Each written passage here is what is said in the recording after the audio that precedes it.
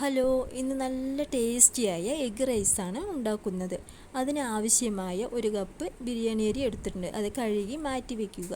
പിന്നീട് ഒരു പാത്രത്തിൽ ആവശ്യത്തിന് വെള്ളം എടുത്ത് ചൂടായി വരുന്ന സമയത്ത് സ്പൈസസായ പട്ട, ഗ്രാമ്പു, ഏലക്ക എന്നിവ ഇടുക. തിളയ്ക്കുന്ന സമയത്ത് കഴുകി വെച്ച അരി അതിലോട്ട് ഇടുക. ആവശ്യത്തിന് ഉപ്പും ചേർത്ത് 2 ടേബിൾ സ്പൂൺ ഓയിൽ ഒഴിക്കണം. ഓയിൽ ഒഴിക്കുന്നത് ഒട്ടിപ്പിടിക്കാതിരിക്കാനാണ്. ഒരു 10 മിനിറ്റ് തിളപ്പിച്ച ശേഷം അത് ഊറ്റി വയ്ക്കുക. അതിനുശേഷം ഒരു പാൻ എടുക്കുക. 2 ടേബിൾ സ്പൂൺ ഓയിൽ ഒഴിച്ച് 4 മുട്ട എടുത്തിട്ടുണ്ട്. അത് ചിക്കിയെടുക്കണം. പൊടിഞ്ഞു പോകാതെ വലുതായിട്ട് തന്നെ ചിക്കിയെടുക്കണം.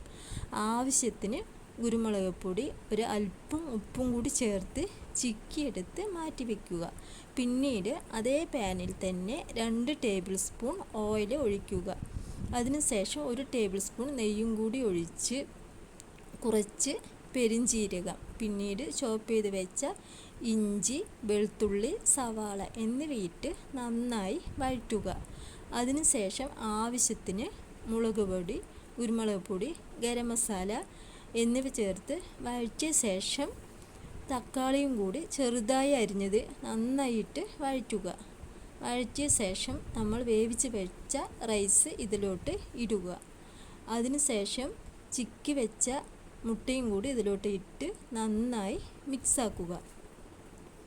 പിന്നീട് ആവശ്യത്തിന് കുരുമുളക് പൊടി, 2 മുളക്, ചെറുനാരങ്ങ നീര് ആവശ്യമുണ്ടെങ്കിൽ മാത്രം ഒഴിക്കുക. നല്ല ടേസ്റ്റിയായ എഗ്ഗ് റൈസ് ഇവിടെ റെഡിയാണ്.